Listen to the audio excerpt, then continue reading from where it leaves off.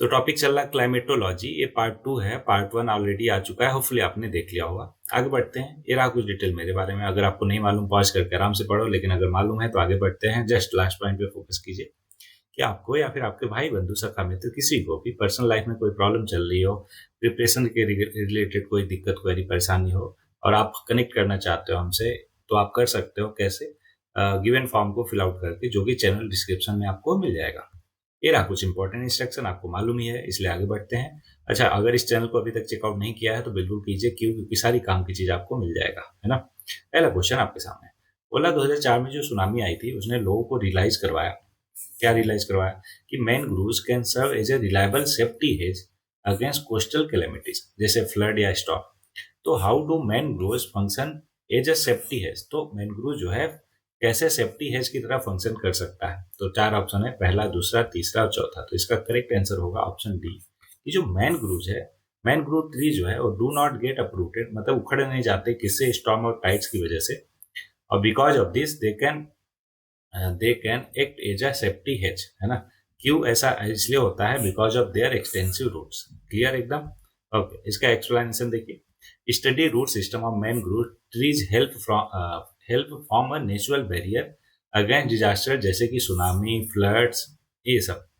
River and land sediment is trapped by the roots which stabilise shoreline और coastline areas और slow down करता है erosion को। तो इस तरीके से mangroves can act as a safety edge. Next question, कि जेट एयरक्राफ्ट जो है वो बहुत ही इजीली और स्मूथली फ्लाई करते हैं लोअर स्ट्रेटोस्फीयर में। What could be the appropriate explanation? इसका क्या एक्सप्लेनेशन हो सकता है? देयर आर नो क्लाउड्स या फिर water vapour in the lower stratosphere. बिल्कुल सही बात है, बहुत ही कम, मतलब कि ना के बराबर ही वाटर वेपर होते हैं वहां पर। दूसरा, there are no vertical wind in the lower stratosphere. बिल्कुल सही बात बोल रहा कि जो वर्टिकल विंड है वो केवल ट्रोपोस्फीयर में पाया जाता है, ना कि स्ट्रेटोस्फीयर में। तो पहला सही, दूसरा सही, तो आंसर हो गया सी। इसका एक्सप्लेनेशन देखो, कि जो स्ट्रेटोस्फीयर है वो बहुत ही dry air in the lower stratosphere contains little water vapour और there are almost completely absence of thunderstorm. Less water vapour means less drag, जो हेल्प करता है फ्यूल एफिशिएंसी को मेंटेन करने में। एनर्जी वेस्ट नहीं होगा तो ऑब्वियस है फ्यूल एफिशिएंसी बढ़ेगा। दूसरा है कि unlike the troposphere there is almost completely absence of vertical wind या फिर थंडर स्टॉर्म, कहाँ? लोअर स्ट्रेटोस्फीयर में। तो दोनों रीजन बिल्कुल सही है, तो इसलिए सी ऑप्शन हुआ। नेक्स्ट क्वेश्चन है कि what could be the main reason of the formation of African और यूरेशियन डेजर्ट बेल्ट? अब जो अफ्रीकन और यूरेशियन डेजर्ट बेल्ट है उनको फॉर्म करने में मेन रीजन क्या है? पहला, it is located on the sub tropical high pressure belt. अब ये क्या होता है, ध्यान से समझ लो। ये हो गया हमारा प्यारी अर्थ, यहाँ पे है इक्वेटर, और ये है क्या? Tropic of Cancer, Tropic of Capricorn. वहां पे हम नहीं जा रहे हैं। अब यहाँ पे ध्यान दीजिएगा कि अगर 30 से 35 डिग्री हम नॉर्थ जाए, 30 से 35 डिग्री नॉर्थ एंड साउथ, ठीक है, तो आपको एक रीजन मिलेगा जहाँ पे हाई प्रेशर बेल्ट होता है। ऐसा क्यों? ध्यान समझो। क्योंकि यहाँ पर इक्वेटर पे सबसे ज्यादा टेम्परेचर होता है, आपको मालूम ही है। तो यहाँ से जो वार्म एयर है वो ऊपर की तरफ उठती है और सबसाइड करते हुए कहाँ पे एंटर करती है? यहाँ पे, ठीक है। तो इस तरीके से ये चलता है। दिख रहा है कि आपको एकदम क्लियर? अरे भाई बोलो हाँ ना। इसको अभी मैं इमेज भी दिखाऊंगा आगे नेक्स्ट क्वेश्चन में, डोंट वरी। तो इसलिए ये जो है हाई प्रेशर हो गया, ये लो प्रेशर रीजन हो गया। बोलो एकदम clear, high pressure region, low pressure region. तो ये बोल रहा है कि इट इज लोकेटेड इन सब ट्रॉपिकल हाई प्रेशर सेल, बिल्कुल सही रीजन है। दूसरा, it is under the influence of the warm ocean current. बिल्कुल नहीं। क्यों? क्योंकि इधर याद कीजिए, कालाहारी डिजर्ट जो है साउथ अफ्रीका में, वहां उसके पास तो वार्म कोल्ड ओशियन करंट है, फिर भी वहां पे डिजर्ट पाया जाता है। तो कहने का मतलब वार्म ओशियन करंट होने का कोई भी तुक नहीं बनता किसके लिए? डेजर्ट होने के लिए, है ना। तो इसलिए दूसरा गलत हो जाएगा, पहला सही हो जाएगा, ऑप्शन ए करेक्ट हो गया। अब क्या करना है आपको? सिंपली जैसे ही डेजर्ट का आया तो इसको आपको गूगल करके तुरंत देख लेना है ना। डेजर्ट क्या? Desert, okay, major desert of the world. देखो, क्योंकि यहाँ से आपके मल्टीपल कॉन्सेप्ट क्लियर होने चाहिए, इमेज देखना बहुत ज्यादा जरूरी है। 1 मिनट का काम है, जैसे मैं कर रहा हूँ वैसे आपको भी करना है। बोलो हाँ ना। हाँ, जो है कंसिस्टेंसी आपकी थोड़ी सी ब्रेक हो गई ऐसा करने में। और जिन्होंने भी ये इमेज डाला है उनका बहुत बहुत धन्यवाद, साधुवाद।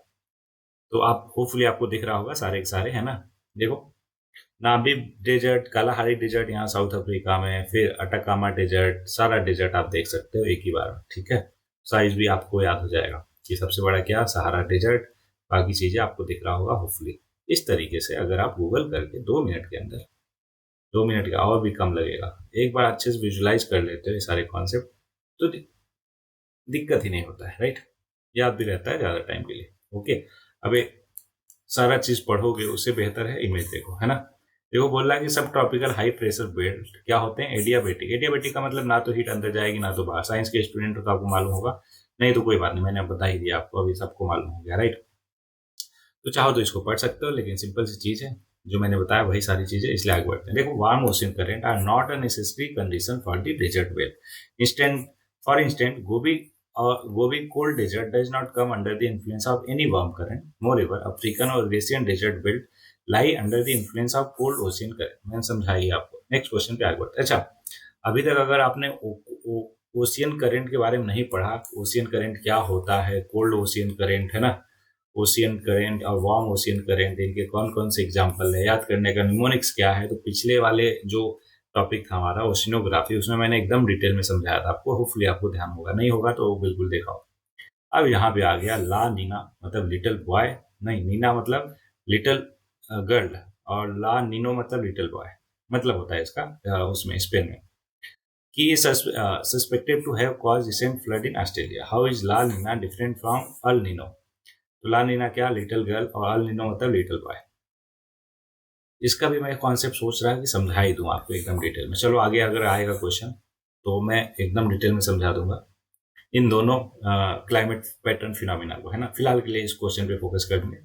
दो स्टेटमेंट है, बोला कैसे डिफरेंस है दोनों। तो La Nina is characterize by unusual cold ocean temperature, कहाँ पे, इन इक्वेटोरियल इंडियन ओशियन, नहीं इंडियन ओशियन नहीं, पैसिफिक ओशियन होना चाहिए। क्या होना चाहिए, पैसिफिक ओशियन, ठीक है।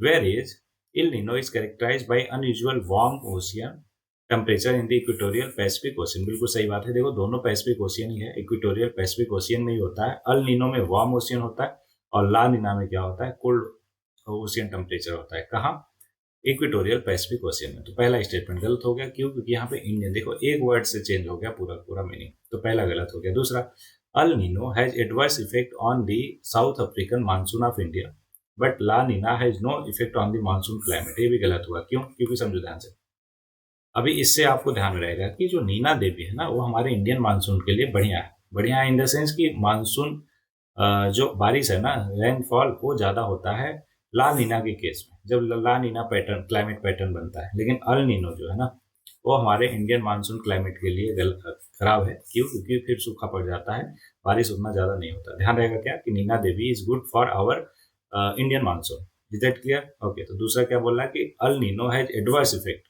On the south west monsoon of India. बिल्कुल सही है, बट ला नीना है नो इफेक्ट। नहीं, पॉजिटिव इफेक्ट होता है, फेवरेबल इफेक्ट होता है, नो इफेक्ट बिल्कुल गलत बोल रहा है। पहला भी गलत, दूसरा भी गलत, आंसर हो गया ऑप्शन डी, ठीक है। चलो, एक्सप्लेनेशन मैंने बता ही दिया होपफुली आपको, तो ध्यान रहेगा। नेक्स्ट क्वेश्चन पे आगे बढ़ते हैं। क्या है कि वेस्टर्लीज जो है, वेस्टर्लीज आपको पता ही है, ठीक है, क्योंकि मैंने पिछले लेक्चर में किसी में समझाया होगा कि westerlies in southern hemisphere are stronger और परसिस्टेंट इन नॉर्दर्न हेमिस्फीयर। ऐसा क्यों?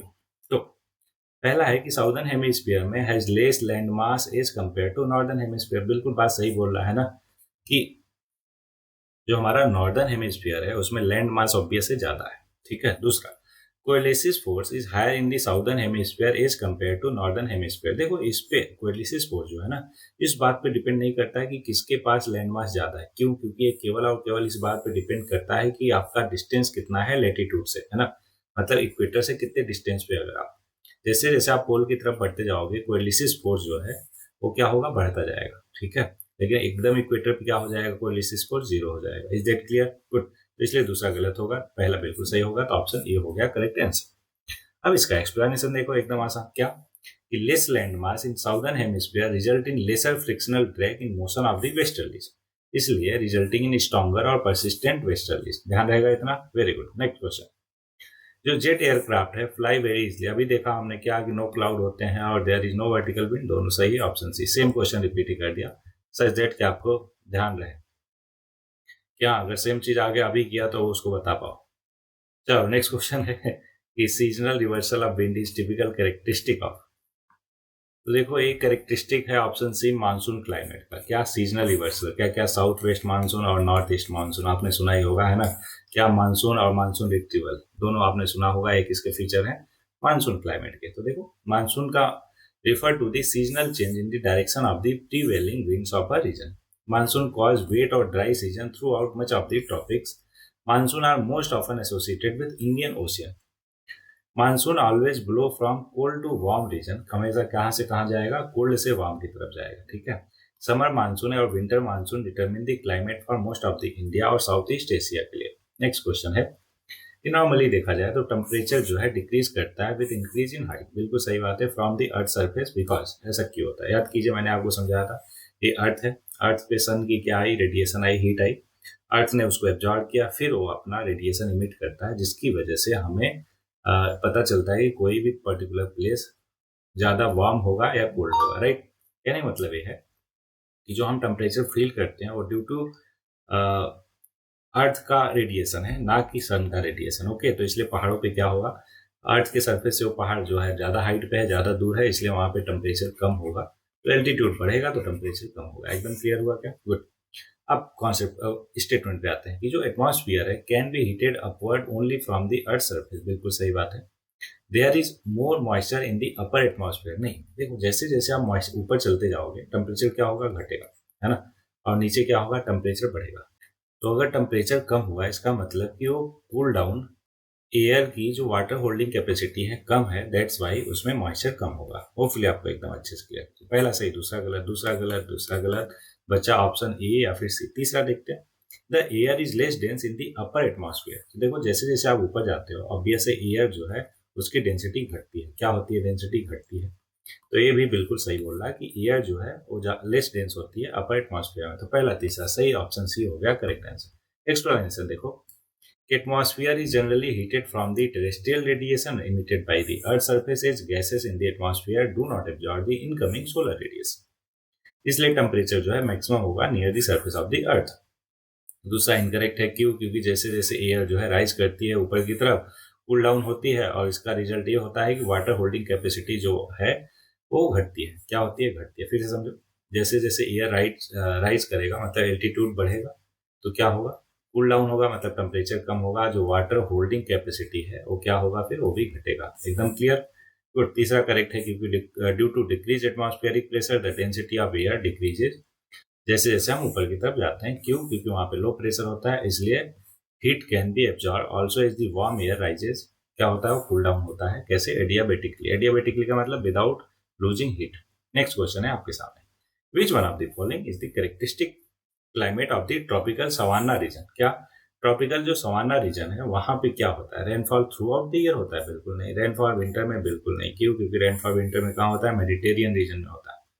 एक्सट्रीम शॉर्ट ड्राई सीजन, हाँ, बट सवाना रीजन की बात हो रही है तो इसलिए ये गलत होगा। तीसरा, चौथा है कि एक डेफिनेट ड्राई और वेट सीजन, ये बिल्कुल करेक्ट हो जाएगा सवाना रीजन के लिए, कि इसमें एक डेफिनेट ड्राई और वेट सीजन होता है। देखो tropical savanna climate has alternating dry और वेट सीजन। जो वेट है, wet summer season last from 6 से लेकर 8 महीने तक, और इस डेज में जो प्लेन बहुत ज़्यादा रेनफॉल होती है, और विंटर जो है 4 से 6 महीने के लिए होता है, और there might be no rain in the winter, this result in frequent forest fire. इसकी वजह से बहुत ज़्यादा फॉरेस्ट फायर होता है। बाकी ऑप्शन गलत है, मैंने आपको समझा ही दिया। नेक्स्ट क्वेश्चन पे आगे बढ़ते हैं।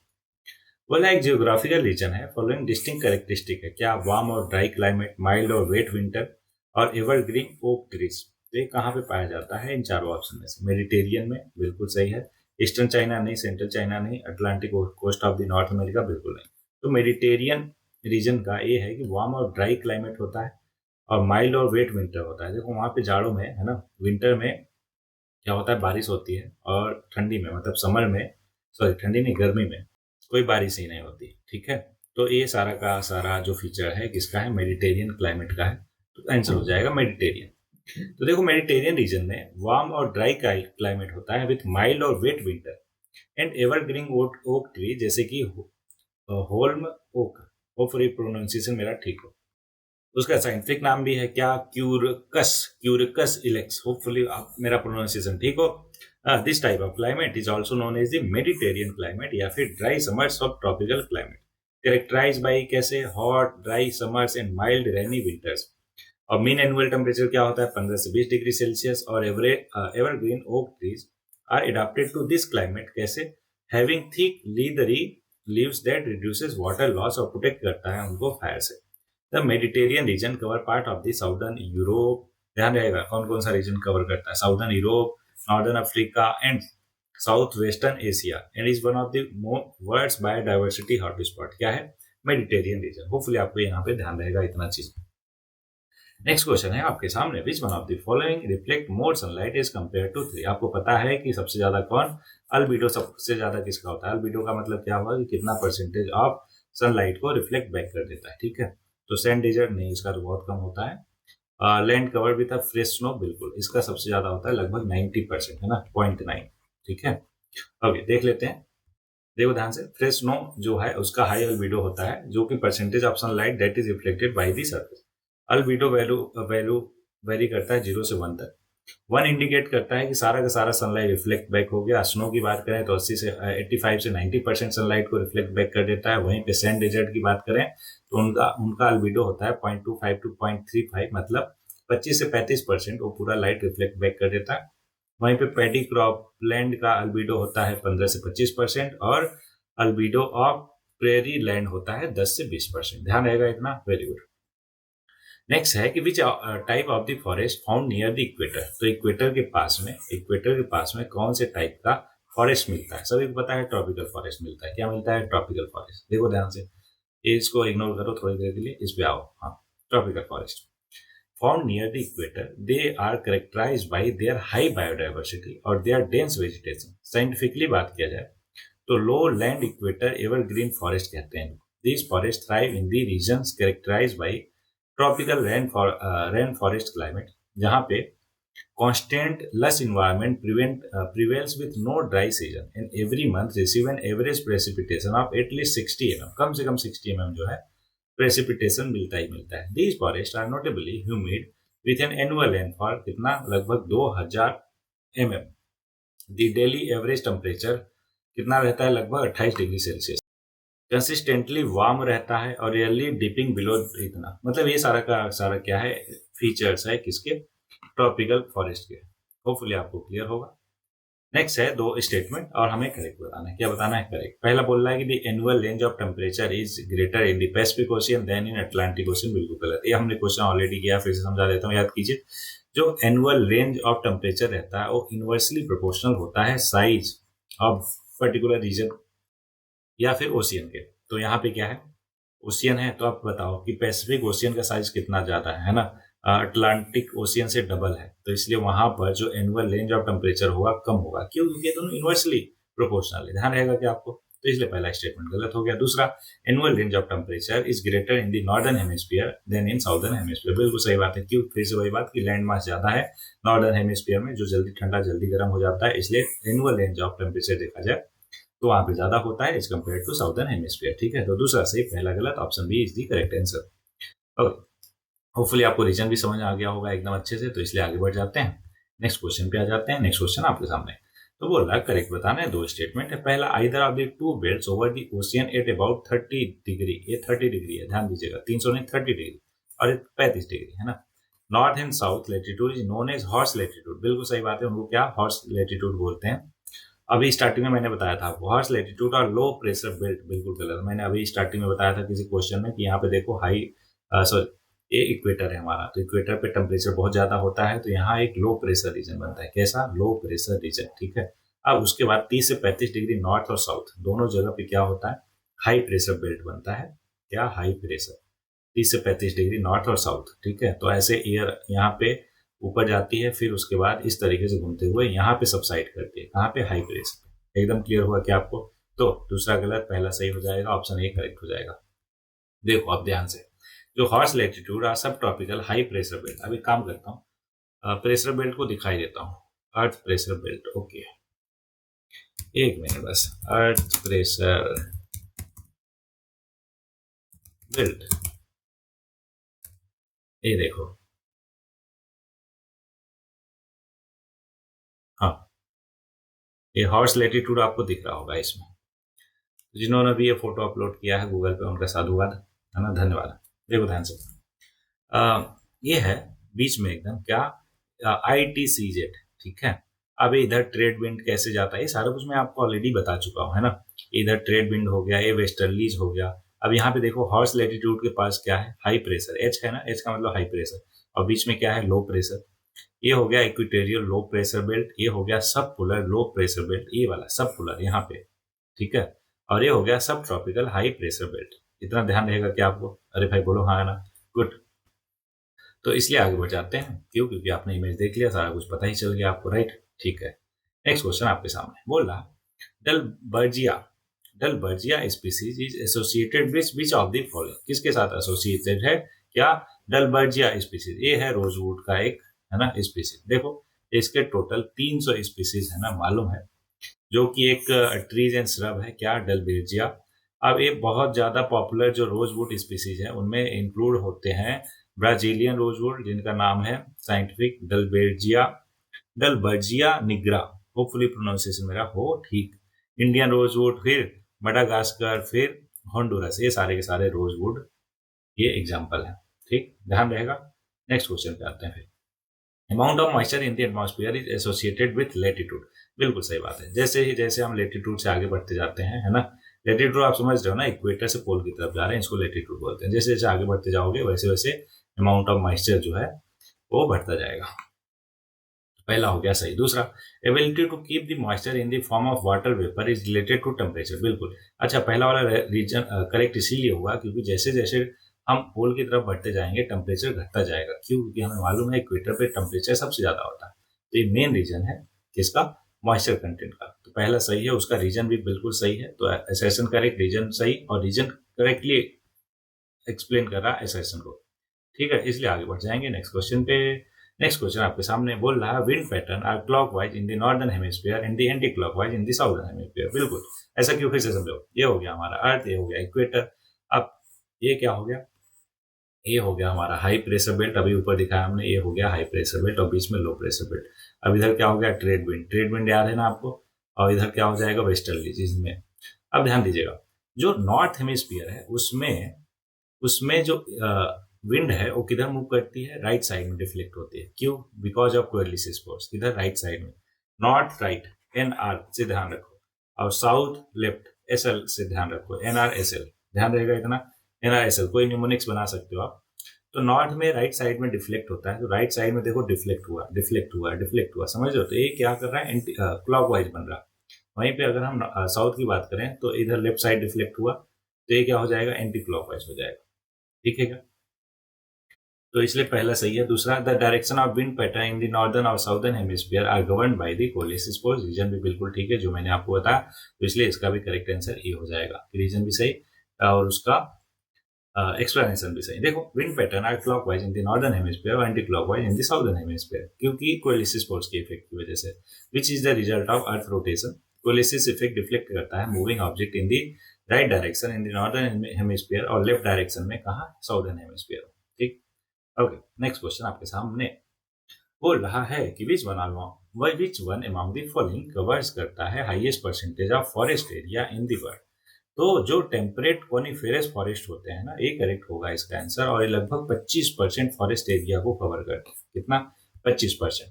तो ये देखो कि टेम्परेट कॉनिफेरस फॉरेस्ट, उनको बोरियल फॉरेस्ट भी बोलते हैं या फिर टाइगाज, वो कवर करते हैं 25% of the world forest land, which is the highest percentage of forest area in the world.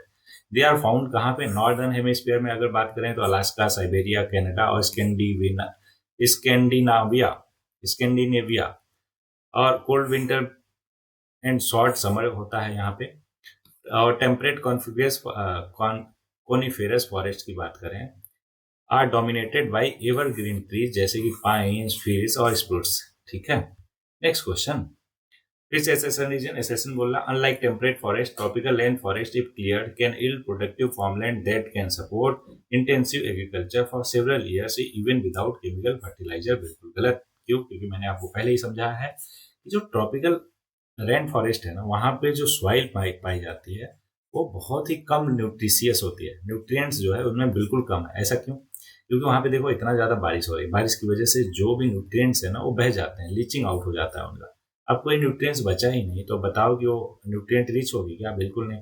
अगर न्यूट्रिएंट रिच नहीं है तो वहां पे खेती कर सकते हो, फार्मिंग कर सकते हो क्या? बहुत साल तक बिल्कुल नहीं कर सकते। तो ऐसा ऐसा गलत हो गया। तो अब बात आती है कि फिर क्या ज्यादा वहां पे होता है। तो देखो जो ट्रॉपिकल रेन फॉरेस्ट की सॉइल है ना, वहां पर ह्यूमस बहुत ज्यादा होता है। ऐसा क्यों? क्योंकि हाई ह्यूमिडिटी और हाई टेम्परेचर की वजह से, ह्यूमिडिटी हाई होती है, टेम्परेचर हाई होता है, तो ये एक फेवरेबल कंडीशन है बैक्टीरिया के लिए, माइक्रो ऑर्गेनिज्म के लिए, क्या करना कि ऑर्गेनिक मैटर को डिकेट करने के लिए। ठीक है, तो इसलिए वहां पे ह्यूमस ज्यादा पाया जाता है। तो पहला गलत हो गया। दूसरा ऑब्वियस है सही होगा कि primary protective of the tropical rain forest जो है बहुत ज्यादा होता है as compare to that of temperate forest. अब आपको पहला समझ आ गया, लेकिन दूसरा भी समझा देता हूँ। दूसरा देखो ध्यान से कि प्रोडक्टिविटी क्या होता है। प्राइमरी प्रोडक्टिविटी का मतलब होता है is the rate at which plants जो है प्रोड्यूस करते हैं बायोमास को। Tropical land forest have high primary productivity. क्यों? क्योंकि वहां पे वार्म टेम्परेचर और एब्डेंट सनलाइट होता है और हाई रेनफॉल होता है, और ये सारे के सारे कंडीशन फेवरेबल हैं जो अलाउ करते हैं प्लांट्स को ग्रो करने के लिए बहुत ही रैपिडली। ठीक है, नेक्स्ट क्वेश्चन। फिर से असर्शन और रीजन। पहला बोल रहा है कि the surface wind spiral inward upon the centre of the cyclone. एकदम ठीक है। Air descend at the centre of the cyclone, ये भी ठीक है। साइक्लोन आपने देखा होगा। ठीक है, तो ये जो बीच में आई होती है, तो यहाँ पे क्या करता है, एयर डिसेंड करता है, मतलब नीचे की तरफ आता है। और जो सरफेस विंड है वो स्पाइरल इनवर्ड, तो स्पाइरल इनवर्ड। चलो इसका भी इमेज आप देख लोगे, एक मिनट में दिखा देता हूँ। Cyclone, cyclone spiral, spiral inward, कुछ तो आएगा, नहीं आएगा तो फिर से कर लेते हैं। ये देखो इनवर्ड, दिख रहा क्या?